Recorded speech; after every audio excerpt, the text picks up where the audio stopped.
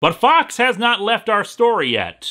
Nor has Dan Garrett. See, one of his creditors was his printer in Holyoke, Massachusetts. To try to recoup some of the money they had lost during all this, they took over the publishing of Blue Beetle and a few other Fox comics, and only 4 months later, Blue Beetle was back in action. They kept the numbering. Remember, this was in the age when number ones were actually seen as detrimental to sales. And what would they call their new comic company based out of Holyoke, Massachusetts? Holyoke Publishing, of course. Nothing guarantees creative quality like people who couldn't even come up with a proper name for their company. Issues 12 and 13 were apparently inventory stories, leftover completed material that had been made before Fox Comics folded, and it shows in particular in one story where Dr. Franz suddenly takes on a third appearance, missing the beard, but has hair and tiny glasses. However, things suddenly get a lot more interesting in issue 14. Introducing Sparky, the Blue Beetle's sensational assistant. He does light typing and filing for the Blue Beetle. Now here's the really funny part. An interior page informs us that, despite the fact they've got him on the cover and are advertising his introduction here, the story where he's introduced wasn't ready for this issue. I don't know how comics were ordered, solicited, and distributed back in the 40s, but one would think you wouldn't slap a cover with him on it if he wasn't in the book. Fortunately, though, the page does tell us all about him. In reality, Sparky is none other than Sparkington J. Northrup. Remember, everybody, this kid's parents looked at their newborn child and said, yeah, let's name him Sparkington. An American orphan boy adopted by Lord Wellington Northrup of Suppleshire, England. Even with as snooty and dopey a connection like that, I still don't buy that his name is Sparkington. Sparky is a 100% likable American boy, and yet he dresses like this. But in his everyday clothes, people think he is a sissy because of his elegant appearance and precise manner of speaking. Really, it's his everyday clothes that get people to call him names, and not the fact that he looks almost exactly like one of the ambiguously gay duo. I'm sure sissy in this context is referring to being cowardly or lacking masculinity. See, here's the thing about his everyday clothes, though. He's wearing a full-on tuxedo, top hat and everything. He doesn't look like a sissy in any context, be it a pejorative or a coward, but rather he looks like a dork. Why the hell would he wear that everywhere? Is this what people in Massachusetts thought the British wore everywhere? When the Blitz was happening, did they think that all the British people were hanging out in formal wear going, I say, when the bombs dropped? What's worse is that they draw so much attention to it when it's not even what he wears most of the time. It's usually just a white shirt and pants. The costume we see here looks like some sort of weird hybrid of Bucky's and Robin's costumes, but the worst part is that apparently Sparky decided to follow in the footsteps of his mentor, since this isn't even what his costume looks like in the stories. It's pretty much just a copy of the Blue Beetle's outfit, but with exposed hair and no pants, making him look more like Robin. Gotta love how Fox is gone, but they're still trying to rip off DC. Oh, but of course we also need a bit of incompetence on display. The first story of issue 15 features Sparky as if he's already been a part of Dan Garrett's life for a bit with no idea where the hell he came from. But the second Blue Beetle story is his backstory. And it's not like it's a flashback or something, it really feels like the stories are just out of order. Anyway, Lord Northrup was apparently a powerful man in England, and they suspect that the Axis will try to use Sparkington to get at him. They're visiting America, where Dan and Mike are assigned to guard the two. Oh, but don't think the change in company has reduced the amount of times the Blue Beetle gets his head knocked in. In fact, it seems to increase now that Nazis are more involved with everything. During a scuffle, Sparky sees the Blue Beetle without his mask on, and thus realizes who he is. Sparkington, you've got to help me keep this a secret. Under one condition, you let me dress like you and be your helper. A few days in America, and already you've learned the shakedown racket. Righto! Now give me your money, governor. And dear Lord, this is some ugly artwork on Sparkington. He looks like a 40-year-old man in these early panels, but in the last one, he just has a really punchable face with that grin. It takes all of 5 minutes for Sparky to suddenly have a costume ready, making me wonder if Dr. Franz also gave him some drugs, vitamins. Now, Sparkington is apparently staying on his own in the city because it's safer for him in America than England, what with, the war, but apparently nobody notices that there's a new blonde kid in town named Sparkington, and the Blue Beetle just happens to have a blonde-haired sidekick named Sparky. There's suspension of disbelief in some things, and then there's just being a moron. And then there are the writers being morons, because in issue 18, he suddenly starts being referred to as Spunky, which is in fact an even worse name for a superhero. It's not helped that, more often than not, the artwork for these issues is just atrocious. Proportions are often off, Sparkington doesn't look like a kid, backgrounds seem incomplete, and colors ran a lot. Character models are consistently off. Although in the case of Mike Mannigan, his character model was always inconsistent. His mustache was too small or too big. He himself was too small or too big. You get the idea. My other guess about the Sparky to Spunky thing was because the book also included a series called Spark Stevens, and they didn't want to have two characters named Spark in the same book, even if they're from different stories. Although that just brings us back to the fact that they named a character Sparkington!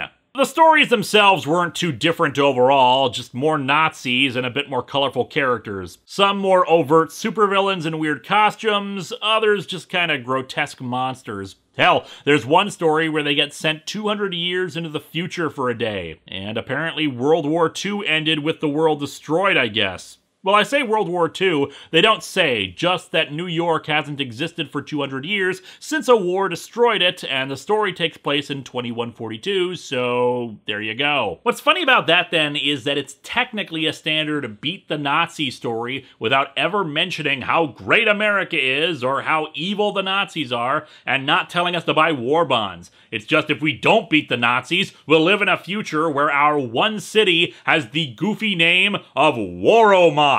Issue 22 finds ourselves with a changed status quo, in a decision that apparently happened off-panel. Dan Garrett, now with 2 T's in his name, because poor literacy is for Nazi scum.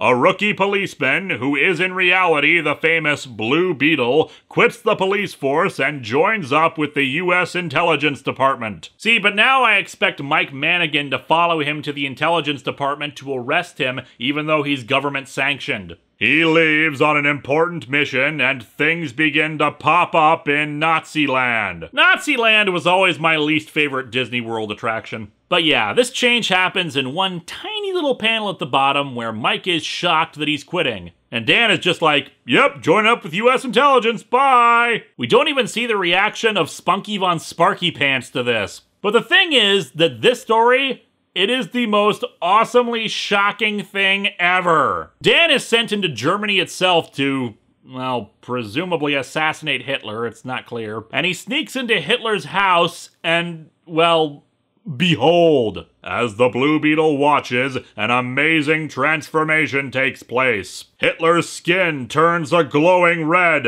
The horns of the devil appear on the brow of his hated head. That's right, people. Hitler is literally the devil. So basically, one more day is Hitler's fault? In Superman at Earth's End, did they make twin clones of Satan? And yet my biggest question is this. When he transforms, why does his uniform change into a robe?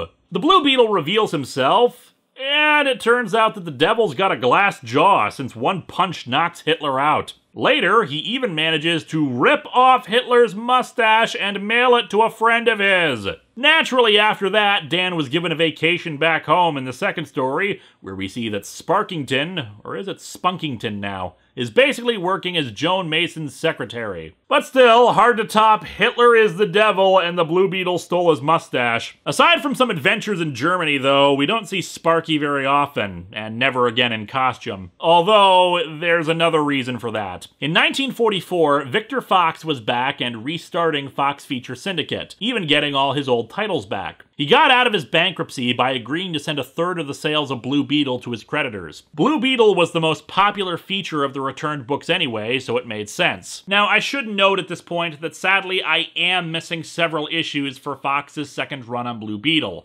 so if there was anything as insane as Devil Hitler in those, I'm not aware of them. But don't worry, we have new insanity! Dan is still part of the intelligence network, although really at this point it's just whatever the writer wants him to be doing. And now the Blue Beetle is sporting a few new things, like a Beetlemobile, because it may have been several years later, but Victor Fox was still shaking his fist at DC. And the crazy part, Blue Beetle has size-changing powers now. Yeah, he just grows one night and reconstructs an office building in Washington, D.C. that had been destroyed by Nazis. Yeah, remember how Vitamin 2X gave you superpowers, but they were really vague about how that worked? I'm guessing in a delayed reaction, Dan suddenly developed a whole lot of powers. Or maybe just the fact that he took so much of the stuff in almost every early Fox issue that it built up over time. Among his new arsenal of equipment, aside from the Beetlemobile, there's a cloaking device, which he describes as a black light, no doubt for use in raves, a plane, and as for new powers, he can transmit thoughts telepathically. The master brain of the Blue Beetle throws thought waves to Joan. She speaks his thoughts, thinking they are her own. Oh, yeah, mind control. He's got that now. How is World War II still happening in this universe? Add on to that some kind of holographic projector for infiltration, and he even uses his mind control powers to transfer knowledge of jujitsu to Joan. I know Kung Fu. Also, the Blue Beetle clone saga, which ends with a shotgun to the face. Just as well, I don't think we really needed the Scarlet Beetle. More interestingly, they spun off Joan Mason into her own backup story in the book, where she investigates wrongdoings and helps solve them. Not bad for a female supporting character, I've got to say. Oh, and Joan Mason now works for The Daily Planet. Okay, Fox, now you're really not even trying to hide it. To add to our list of new powers, Blue Beetle can seemingly fly, or at least leap, based on some of these panels, and he possesses super strength, since he can burst through a brick wall. Oh yeah! How is it that the Blue Beetle is starting to rival Mr. T in his superpowers count? Unsurprisingly, he never loses his true power, getting hit on the head.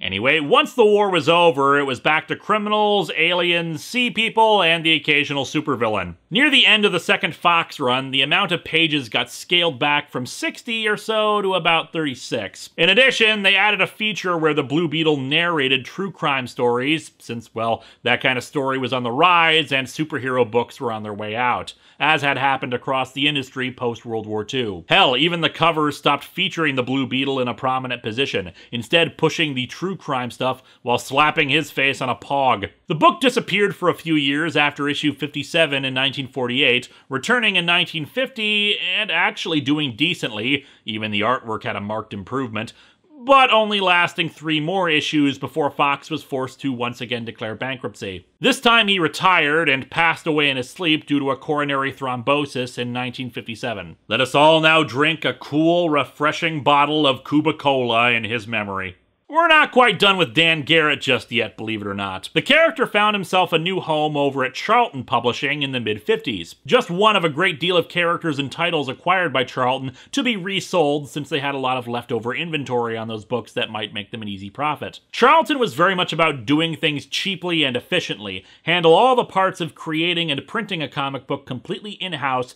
to avoid the middleman expenses of it. Superhero comics were starting to gain popularity again. Not yet at the point they'd really get during the goofier parts of the Silver Age, but the books were selling again, and Charlton decided to capitalize on that. First, they reprinted some old stuff, putting the Blue Beetle in the most natural of books for him to be in, the 13th issue of the anthology, Space Adventures. And no, it's not even a story where he goes into space, it's a reprint of a story about murder and intrigue in boxing.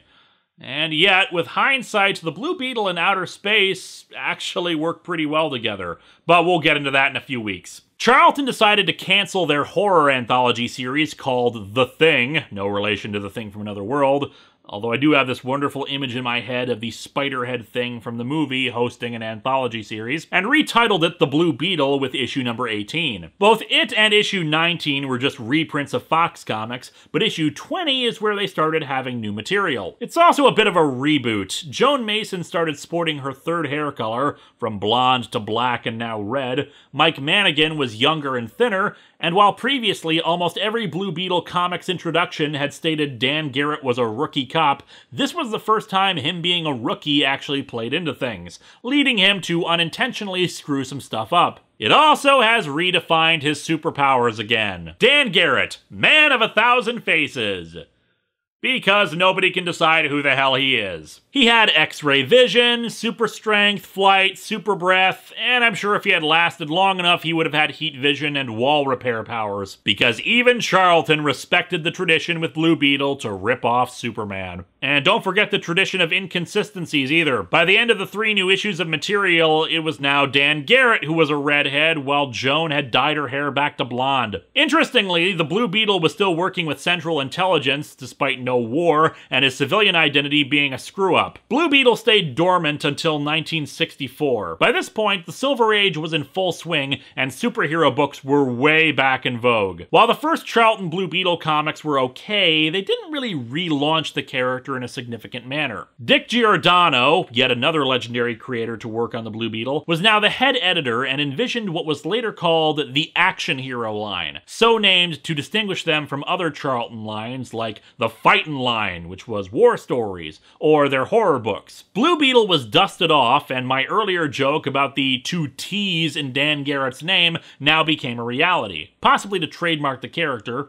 and his entire origin was rebooted and revamped. Said reboot is also the version of the character that would be the canon version of him when DC incorporated the Charlton characters into their universe.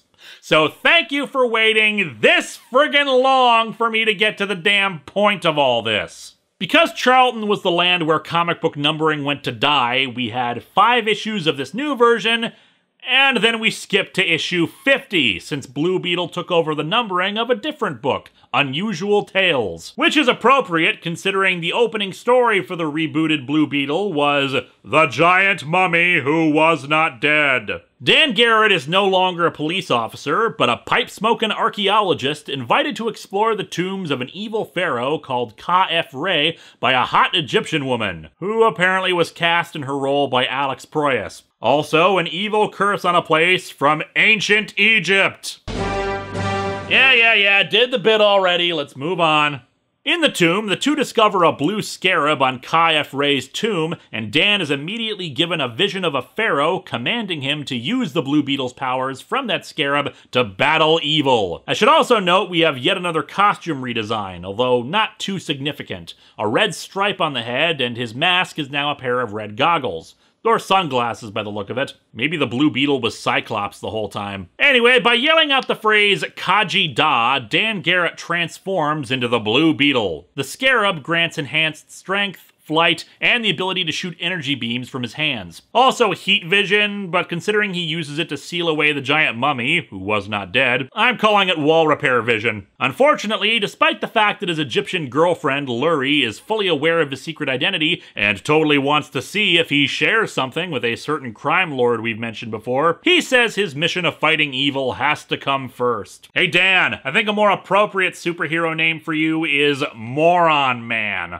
The book is okay. I actually really like the first issue as a proper origin story, but some of the other stories are There are some really dumb issues in there and some goofy villains, like Praying Mantis Man. Calling Mantis Man. Calling Mantis Man. Or the Scorpion, who looks more like a heavyset guy with sunburn wearing a towel for a cape. There. Sure glad I don't look stupid in this. Actually, the Scorpion refers to a big tank he drives around in. Kinda reminds me of a Cybermat with legs. The final issue sees Dan reunited with Lurie as they fight the literal Eye of Horus.